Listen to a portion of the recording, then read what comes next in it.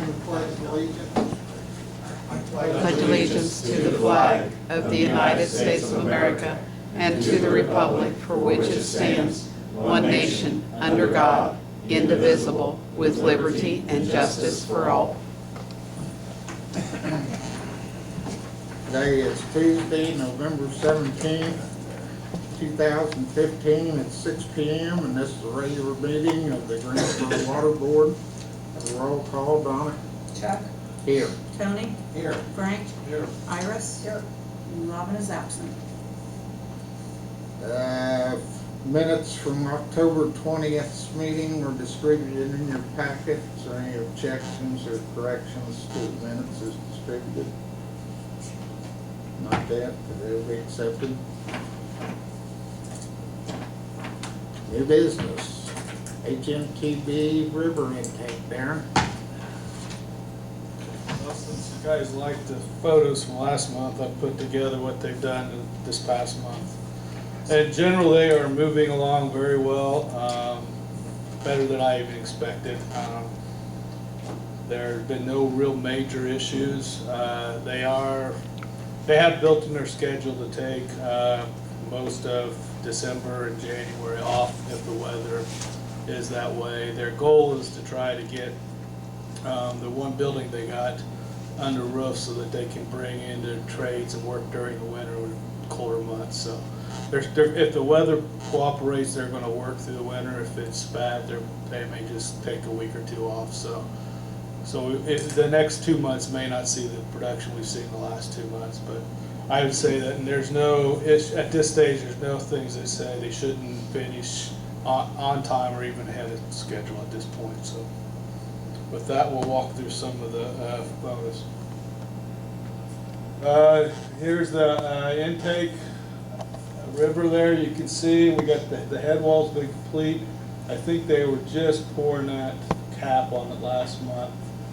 The H pilings, which are the vertical millers there, steel, they will stay in place after the project's done, and basically the sheeting or the big steel plates will be removed, and that will allow the water to come up next to the screen. You can see right now they're getting ready to lower one of the screens, and the guy up there in the corner looks like he's got a light in his stomach. I still don't know what that is. Here you can see the two screens are attached to the piping going, and the piping extends up to the pump station there. They got the riprap, and we had plenty of rock to do that, so that was not an issue. And they are, for the most part, on that structure there, until they get the air system and actually do the startup. There's probably not a lot more they're going to do in this area. They're going to leave the sheeting in place in case there's some issues they have to deal with. They got a sump pump buried in there. They can kick that on at any time and pump it down. So at this point, they're going to leave that in place until they're ready to just start the thing up. So it probably won't change much over the next couple months. Last month they were this is the low lift station, so basically the water from the screens you just saw are going to be gravity flowing into this pump station site. Here they've started the excavation. I think last month they had just basically cleared off the dirt and they were just getting into the rock. Here's one shot of some of the rock they're excavating. This is the deepest structure they're doing, and then there's another shot that gives you a little better perspective how deep they are. Looking to the northeast of this picture is where the river is, to give you a perspective of where they're at. And you can see the rock was, and this point here, he said that was the hardest rock they hit, right where they're hitting now. Once they got down to where they were at the base there, it actually got a little softer on them, but this stuff here was the hardest they had. So,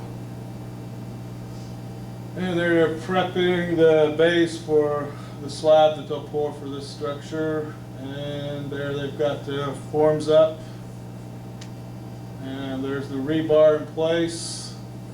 The white rope there, your ribbon there is called water stop. That's a way of making a watertight seal where they pour the walls and the foundation.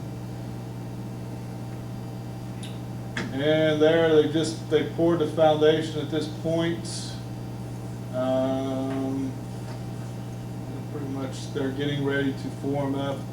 It's got a date of 11/6, and this is the date of last Friday. They're starting to form up the walls, so I don't know where they're at this week. I don't think they made a lot of progress. Inside walls formed up. They got the inside walls formed up. You can see up on top of the page, or top of the photo there, the rest of the forms they'll get. So once the inside forms up, then they'll bring their reinforcing iron workers in.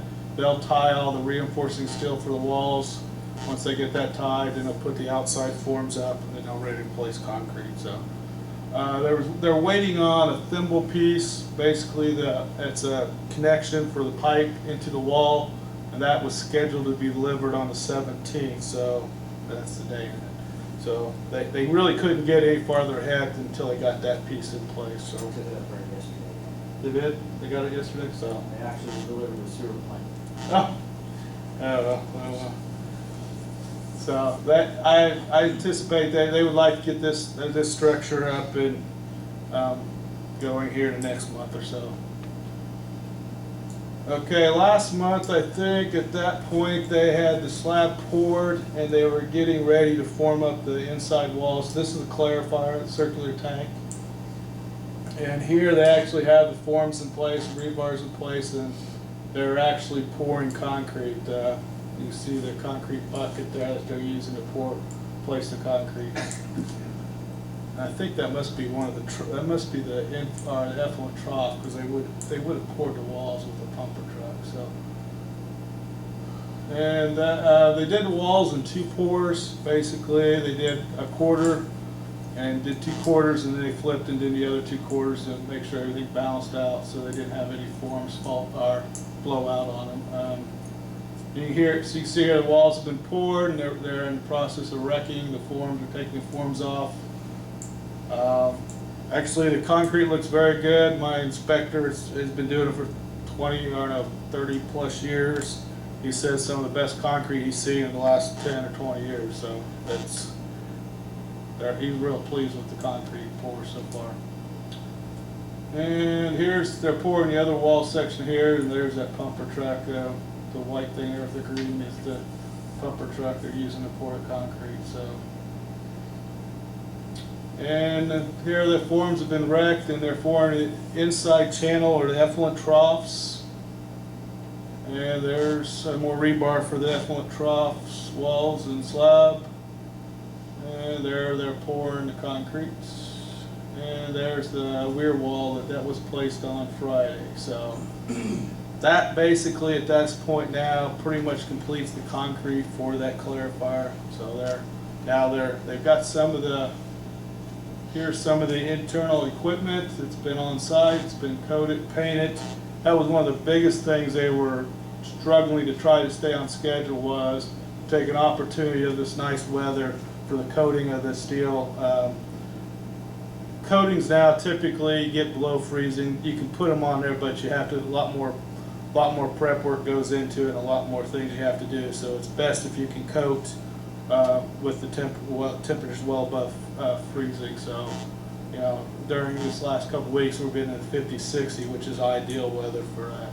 Doesn't dry too fast either. So, and there you can see the center column's been set, and he's really pleased. This was one of talking to the superintendent. This is one of he was really concerned about trying to get this accomplished this year. So.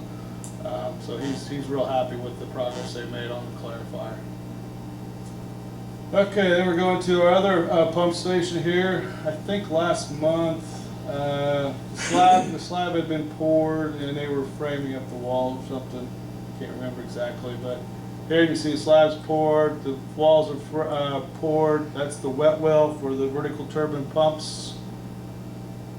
And here you can see they've got to excavate this area toward the road. There's some grade beams where the top slab actually goes across, spans that distance here. You'll see in a minute. So, and there's the pipe that installed, poured that around there, encased that with concrete.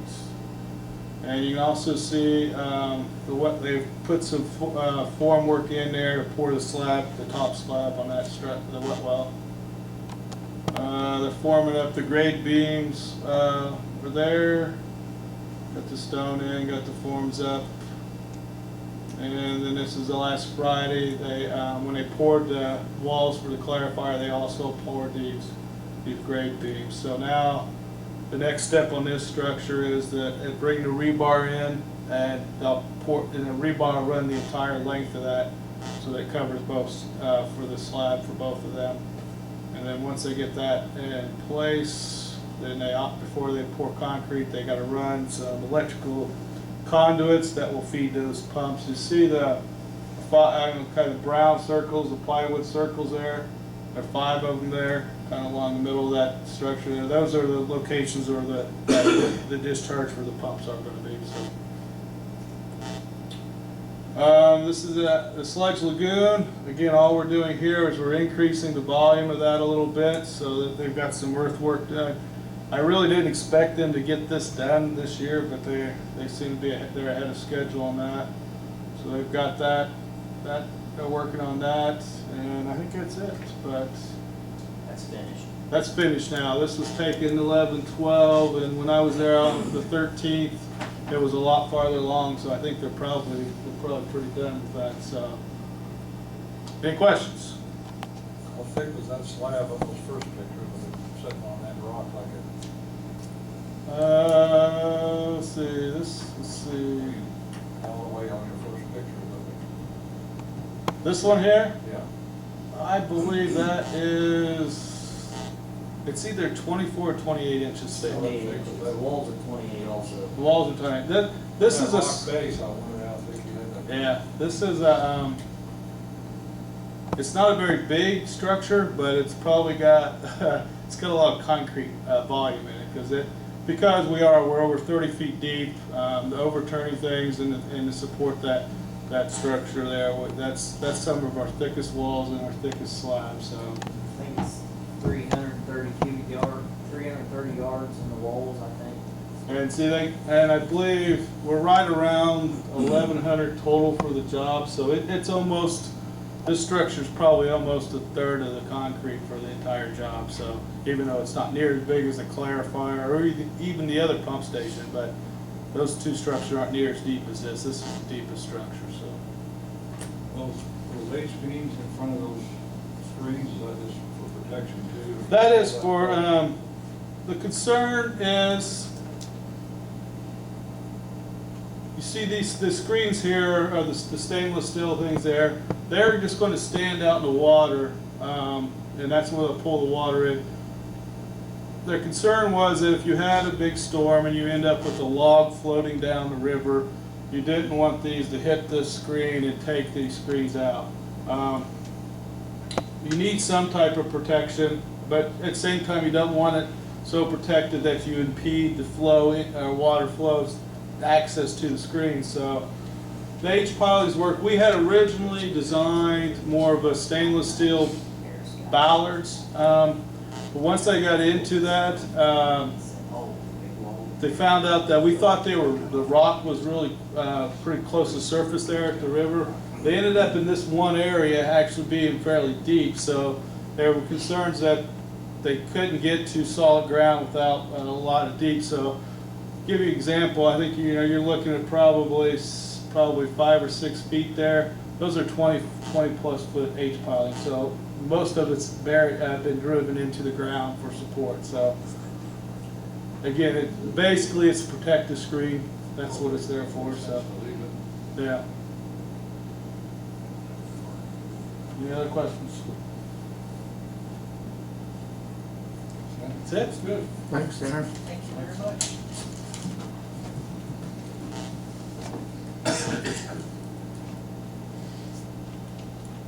Anybody else have anything to bring before the board tonight? If not, I'll wish everybody a happy Thanksgiving and adjourn.